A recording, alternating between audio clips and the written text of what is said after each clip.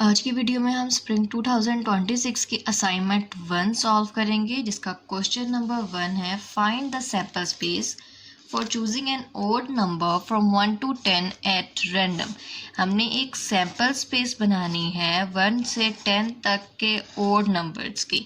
सबसे पहले ये समझ लेते हैं कि सैंपल स्पेस होती क्या है। सैंपल स्पेस आउटकम्स का मजमुआ होता है। जो टोटल आउटकम्स होती है उसको हम सैंपल स्पेस बोलते हैं। अब आउटकम्स क्या होता है, जैसे फॉर एग्जांपल हमारे पास एक कॉइन है और हमें कहा गया है कि इसकी आउटकम्स बताओ। तो कॉइन को उछालने पर जो कौन सी वैल्यूज़ आएंगी वो उसकी आउटकम्स होंगी। जैसे कि अगर हम कॉइन को उछालते हैं तो हमारे पास हेड आता है या फिर टेल आता है। इन दोनों में से ही कोई एक वैल्यू आ सकती है, तो ये दोनों इसकी आउटकम्स हैं। और अगर हम इनको इकट्ठा करके ब्रेसेस में लिख देंगे तो ये सैंपल स्पेस हो जाएगी। इसी तरह अगर हमारे पास एक डाइस है, अब डाइस को रोल करने पर जो सी वैल्यूज़ आएंगी पहले तो हमने वो लिखना है, वो इसकी आउटकम्स होंगी। जो जो वैल्यूज़ आ सकती हैं ये आउटकम्स है। जैसे कि 1 2 3 4 5 6। एक लूडो के दाने को फेंकने पर इन्हीं 6 में से कोई वैल्यू आ सकती है। देन अगर हम इसको इकट्ठा कर देंगे तो ये सैंपल स्पेस है। आई होप आप लोगों को सैंपल स्पेस समझ आ गया होगा। देन अब क्वेश्चन की तरफ चलते हैं। हमने यहाँ 1 से 10 तक के ओड नंबर्स की सैंपल स्पेस लिखनी है।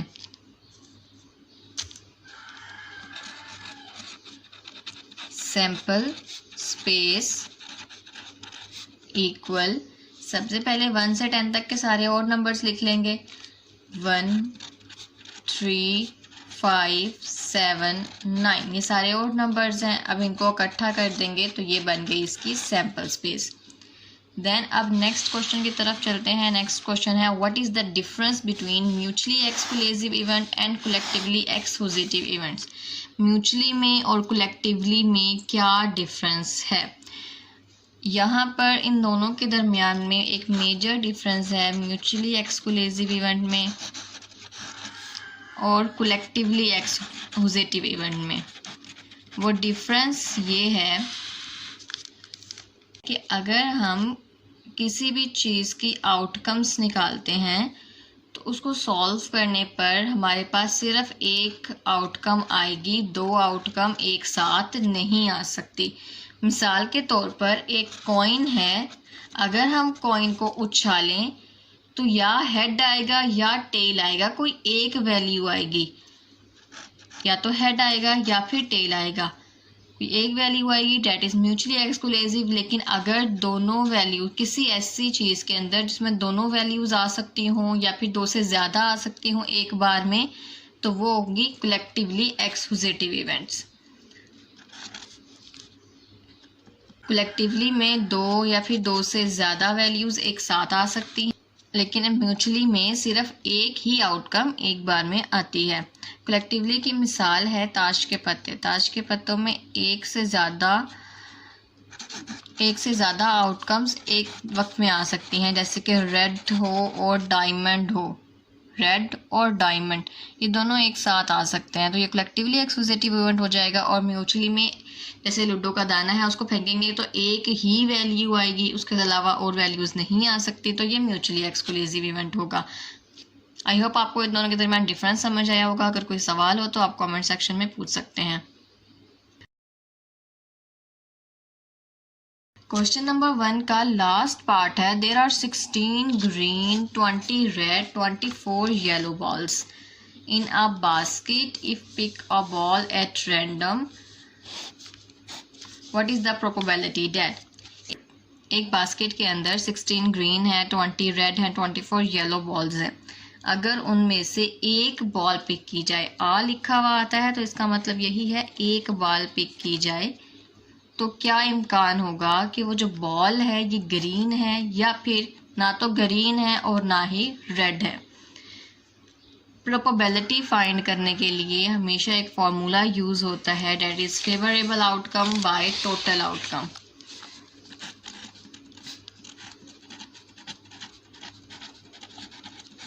Favourable outcome by total outcome.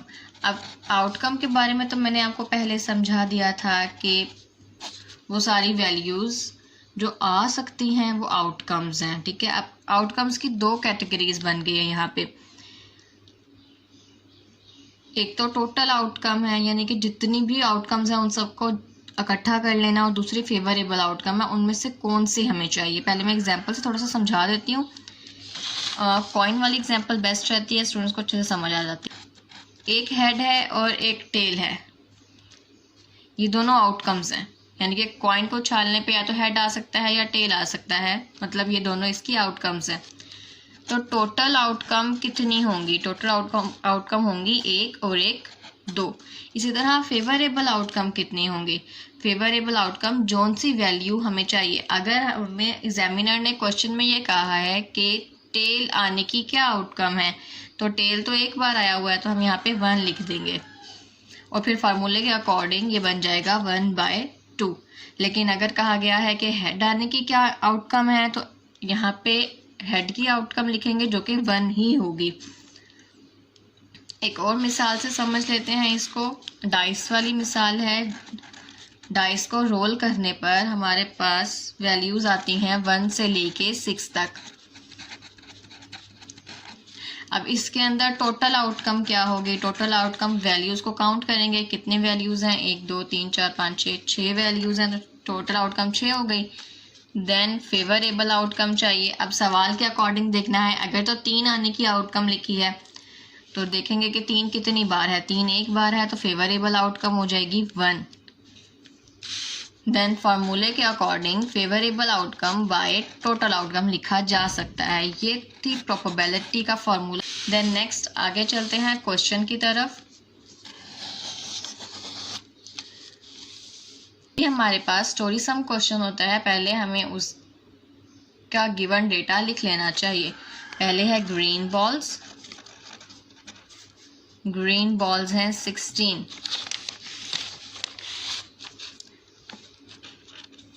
Then उसके बाद है रेड बॉल्स जो कि हैं 20 और येलो बॉल्स हैं 24। अब हमें सबसे पहले टोटल आउटकम चाहिए, तो टोटल आउटकम इन सब वैल्यूज़ को प्लस करने से हासिल हो जाएगी, जो कि आती है 60। अब फर्स्ट वाला पार्ट सॉल्व करेंगे। फर्स्ट वाला पार्ट क्या कहता है? Ball is green. जो बॉल है वो ग्रीन है।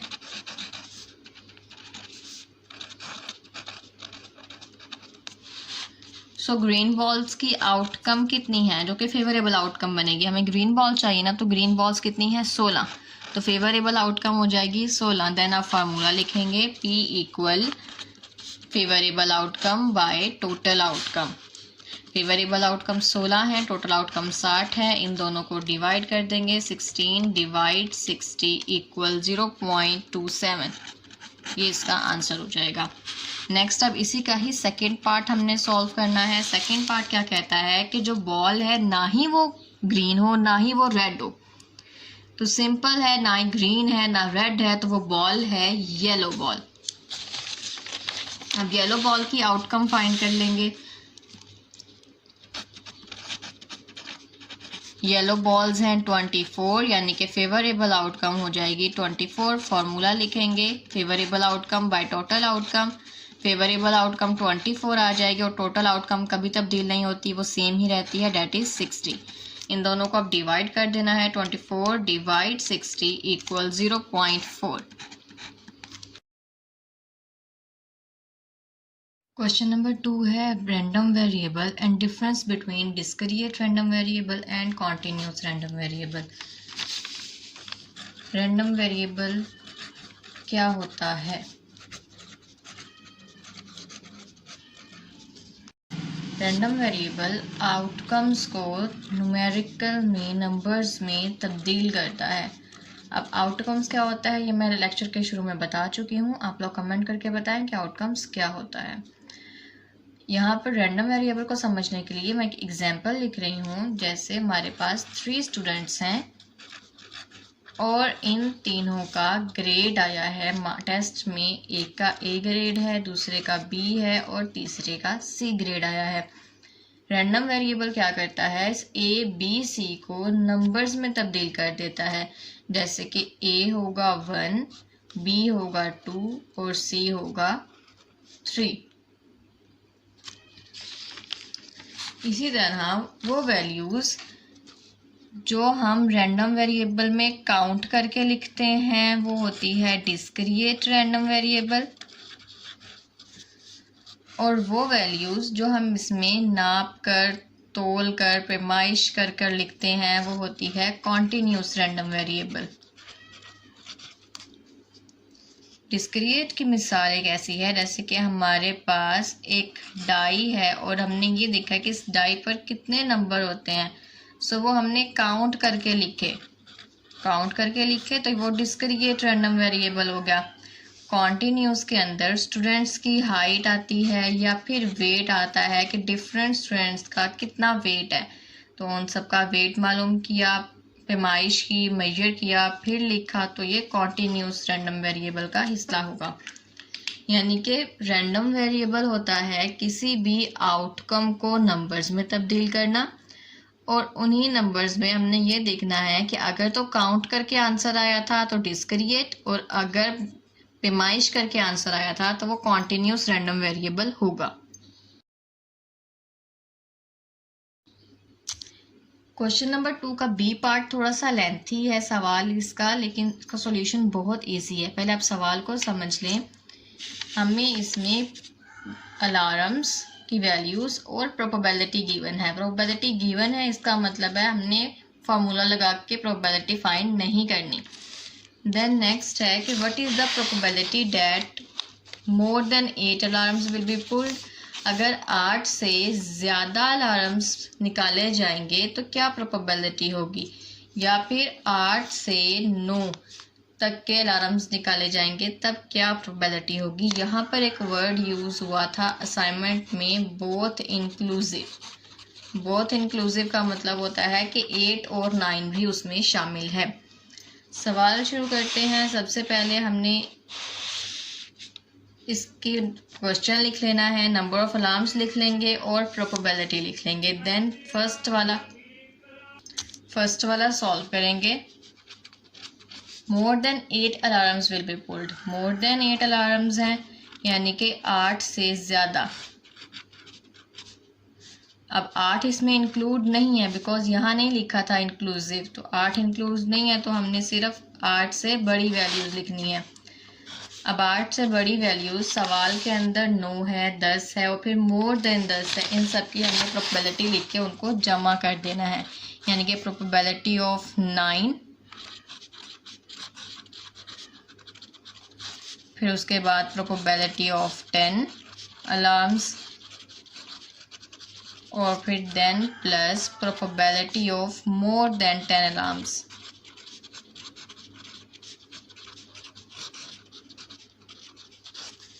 आप P ऑफ 9 अलार्म्स की जगह पे हम उसकी वैल्यू लिख देंगे 0.28। P ऑफ 10 अलार्म्स की जगह पे जो यहाँ पे क्वेश्चन में आंसर दिया हुआ है 0.26, हम ये लिखेंगे 26। उसके बाद मोर देन 10 अलार्म्स 0.10। अब इन वैल्यूज़ को प्लस कर देना है। 0.64, यानी कि अगर 8 से ज़्यादा अलार्म्स निकाले जाएं तो उसकी प्रोबेबिलिटी बनती है 0.64। देन अब नेक्स्ट क्वेश्चन है यहीं पर, between 8 and 9 both inclusive alarms will be pulled.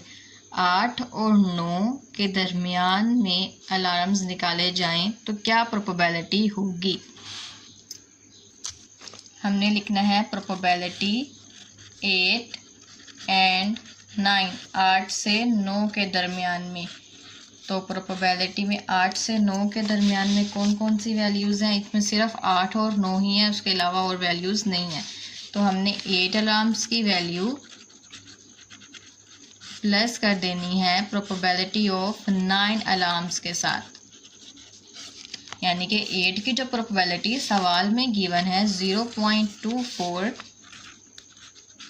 इसमें प्लस कर देंगे प्रोबेबिलिटी ऑफ 9 अलार्म्स जो कि है 0.28। 0.24 प्लस 0.28 इक्वल 0.52 8 से 9 के दरमियान, जिसमें 8 और 9 खुद भी शामिल है, उसकी प्रोबेबिलिटी बनती है 0.52। क्वेश्चन नंबर 2 का सी पार्ट है construct the discrete probability distribution. हमने एक प्रोबेबिलिटी डिस्ट्रीब्यूशन बनानी है जिसमें एक फेयर कॉइन को 3 टाइम्स टॉस करना होगा। सपोज करने का मतलब है फ़र्ज़ करें जो x है वो नंबर ऑफ हेड्स के बराबर है, यानी कि जिसके अंदर हेड्स 2 होंगे वहाँ x की वैल्यू 2 होगी। x नंबर ऑफ हेड्स के बराबर है। What is the probability that 2 और मोर हेड्स, 2 और 2 से ज़्यादा हेड्स की क्या प्रोबेबिलिटी होगी। अब इसके अंदर 2 सवाल हैं। एक तो आपने पहले प्रोबेबिलिटी मालूम करनी है कॉइन से जितनी भी आउटकम्स आती हैं सबकी, देन उसके बाद 2 और मोर हेड्स की अलहदा से प्रोबेबिलिटी फाइंड करनी है। सबसे पहले सैम्पल स्पेस बनाएंगे। सबसे पहले हम टॉस करके सारे आउटकम्स लिख लेंगे। अब एक कॉइन के अंदर हेड और टेल 2 आउटकम्स होती हैं। 3 बार टॉस करना है तो इसकी पावर 3 लिख लेंगे इक्वल टू 8, यानी टोटल 8 वैल्यूज़ बननी चाहिए। अब टॉस करके हमारे पास एक तो तीनों हेड आ सकते हैं या फिर एक बार हेड और फिर बाकी 2 टेल, उसके बाद यही हेड दरमियान में चला जाएगा और फिर लास्ट पे। देन आप 2 बार हेड लिखेंगे, 2 बार हेड और 1 बार टेल, और फिर उसके बाद 2 बार हेड और 1 बार टेल, देन फिर टेल टेल हेड और लास्ट पर तीनों टेल। काउंट कर लेंगे, आउटकम्स होने चाहिए टोटल 8। अब उसके बाद हमने x की वैल्यूज़ लिखनी है। सवाल में पढ़ा था कि x की वैल्यूज़ हेड्स के इक्वल होती है, यानी कि या तो हेड्स होंगे 0 या 1 या फिर 2 या 3। जैसे इस वाले में एक भी हेड नहीं है, यहाँ पे 2 हेड्स थे। इस वाले में 2 हेड्स हैं इन तीनों के अंदर, उसके बाद इन तीनों में एक एक हेड है और इसमें 3 हेड्स हैं, तो x की वैल्यू 0 से लेकर 3 तक जाएगी। अब फेवरेबल आउटकम लिखेंगे। फेवरेबल आउटकम हमने ये देखना है कि ऐसे कितनी आउटकम्स हैं जिसमें x 0 है, यानी कि हेड नहीं है, वो सिर्फ 1 है, तो यहाँ पे 1 आ जाएगा। देन कितनी आउटकम्स हैं जिसमें हेड 1 मरतबा आया है, वो है 1 2 3, तो यहाँ पर आ जाएगा 3। उसके बाद कितनी वैल्यूज़ हैं जिसमें हेड 2 मरतबा आया है, 1 2 3, तो यहाँ पर भी आ जाएगा 3। और लास्ट पे ऐसी कितनी आउटकम्स हैं जिसमें हेड्स जो है वो 3 मरतबा आया है, तो ये है फर्स्ट वाला 1, तो यहाँ पे हम लिख लेंगे 1। अब इसकी प्रोबेबिलिटी फाइंड करनी है। प्रोबेबिलिटी फाइंड करने का तरीका आप लोगों को मालूम है, favourable outcome by total outcome. Total इनको प्लस कर लो, पता चल जाएगा टोटल वैल्यूज़ कितनी हैं। फेवरेबल यही वैल्यूज़ फेवरेबल हैं, सिंपल लिखते जाएंगे 1/8, 3/8, ये भी 3/8 और ये 1/8, ये बन गई इसकी प्रोबेबिलिटी। आगे लिखा था कि 2 और मोर हेड्स, 2 या फिर 2 से ज़्यादा हेड्स की प्रोबेबिलिटी फाइंड करनी है। हम लिखेंगे प्रोबेबिलिटी ऑफ 2 और मोर हेड्स, यानी कि 2 भी आना चाहिए और उससे ज़्यादा वैल्यूज़ भी, तो प्रोबेबिलिटी ऑफ 2 आ जाएगा। फिर उसके बाद 2 से ज़्यादा तो प्रोबेबिलिटी ऑफ 3 ही होता है, इसके अलावा और कोई वैल्यू नहीं है। प्रोबेबिलिटी ऑफ 2 है 3/8, फिर प्रोबेबिलिटी 3 की है 1/8, इनको प्लस कर देंगे 4/8 और डिवाइड करने पर आंसर आएगा 1/2 इक्वल 0.5, यानी कि 2 से ज़्यादा हेड्स की प्रोबेबिलिटी बनती है 0.5।